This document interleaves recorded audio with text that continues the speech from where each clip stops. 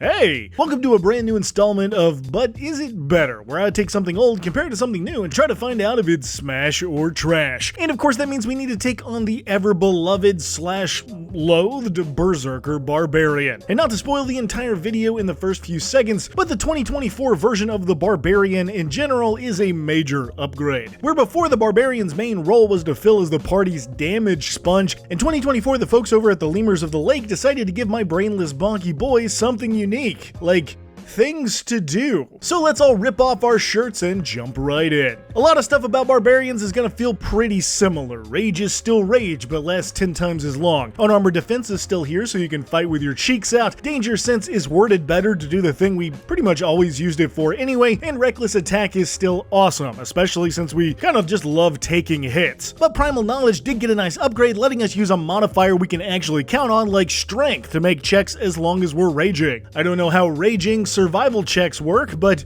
I'm not brave enough to ask. Our other small barbarian abilities like fast movement, feral instinct, instinctive pounce, they all remain pretty much the same, as well as our later level stuff like relentless and persistent rages and indomitable might and our primal champion capstones. Those are all pretty much the same as well. No, the real good is actually all the new barbarian stuff and how it combines kind of seamlessly into our berserker subclass abilities. Starting immediately at level 1, we get weapon masteries, which I will always say is my absolute favorite addition to 2024 DnD. I even added more to the game, as well as over 100 weapons, so maybe check out that video. But that allows us to pick up 2 weapon masteries right out the jump. Classic barbarian stuff like a great axe here works wonders, so we can grab the cleave feat, which allows you to hit at least 2 creatures per attack as long as they're standing right next to each other. Battle axes have topple, so you can knock dudes down. Great swords have graze, so you can do damage even if you miss. And with the new dual wielding rules, you can hold a long sword in one hand for sap and a warhammer in the other for push. You just don't get that extra bonus action offhand attack like in the old 2014 rules. I will say this method is a little complicated, so maybe look it up if you're thinking of doing that, or if you don't want to do all that thinking, just grab them all. But the best part about weapon masteries is that you can activate them per attack, and some of them are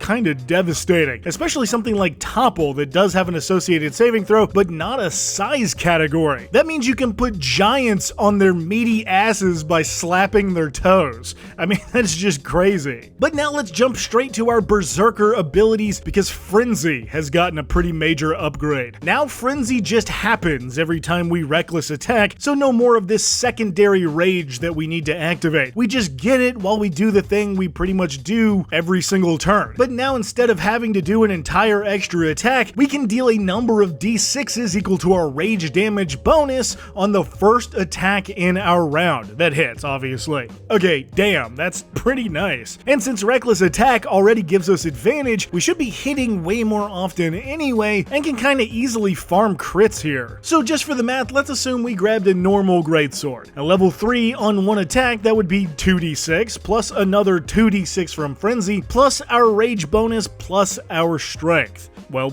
shit. So let's get even crazier. How about at level 4 we pick up a feat for Great Weapon Master. The new version isn't as wild as the old one, but it does let you add your proficiency bonus to damage on every hit. There just isn't that -5 penalty to attack, and you still get that bonus action attack on crits or ganks, so that's awesome. So that makes our 1 round 2d6 plus 2d6 plus 2 from rage plus 2 from proficiency and then our strength. That's kinda cooking. So let's just keep going. Mindless Rage is still awesome, but we already covered it in the last video, go check that out. So we'll tap into our Brutal Strike at level 9. And this is where we really start lighting dudes up. So now every time we reckless attack, we can forego the advantage to instead deal an extra 1d10 of damage, and we can choose to do a maneuver on top. So we can pick either Forceful Blow to push enemies away, or Hamstring Blow to reduce their speed by 15 feet. And of course, it also adds to our insane Frenzy combo, which at this stage is 2d6 from the greatsword, 3d6 from frenzy, 1d10 from brutal, plus rage, plus proficiency, plus strength, and a second attack, so another 2d6 plus rage, plus proficiency, plus strength.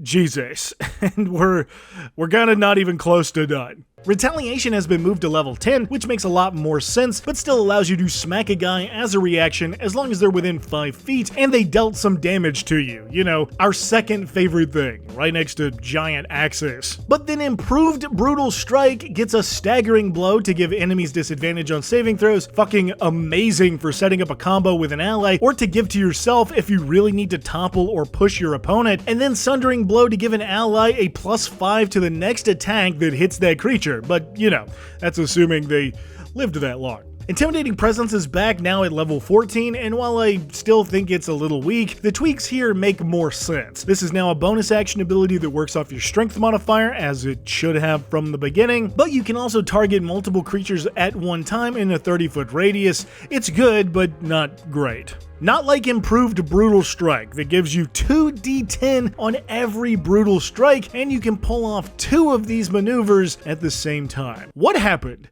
Is it my birthday? It must be, because we're gonna go ahead and just jump to level 20 so we can get an epic boon, and we can bounce that strength up to its max of 24 so we're doing the most amount of damage possible. So let's add all of that together. Let's assume we got ourselves a plain Jane old greatsword with no special properties or abilities, and that we've maxed our strength and hit with every attack in our round. That would be 2d6 from the sword, 4d6 from frenzy, 2d10 from brutal strike, plus rage, plus proficiency, plus 7 from our maxed out strength mod. Jesus Christ. A second attack is another 2d6 plus rage plus proficiency plus 7. That's incredible. But then if we took damage after our turn, oh god. Reactions are not considered to be on your turn, but reckless attack lasts until the start of your next turn. So as long as we're always reckless attacking, which we are, that's a whole new 2d6 plus 4d6 plus 2d10 plus rage plus proficiency plus strength. That's about an average of 118 points of damage in one round, and probably more with a magic item.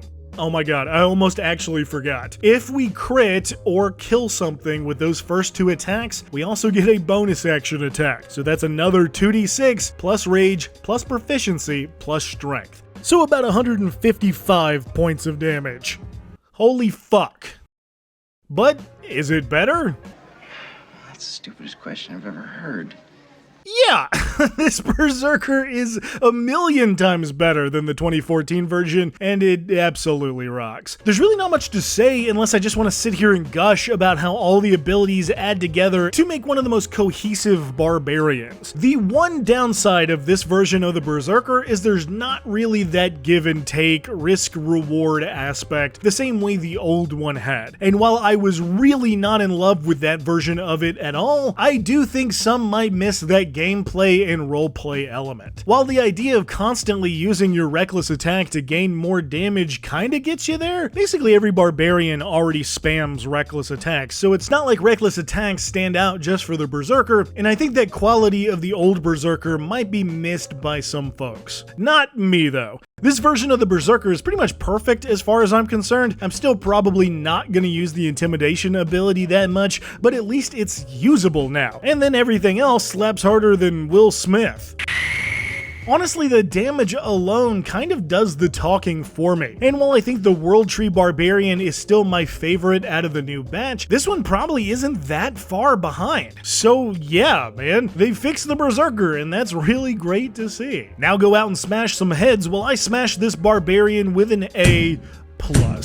It's really about as good as it gets when it comes to my bonky Barbie boys. Now if you'll excuse me, I gotta go practice frothing at the mouth. Thanks for watching, and I'll see you next time.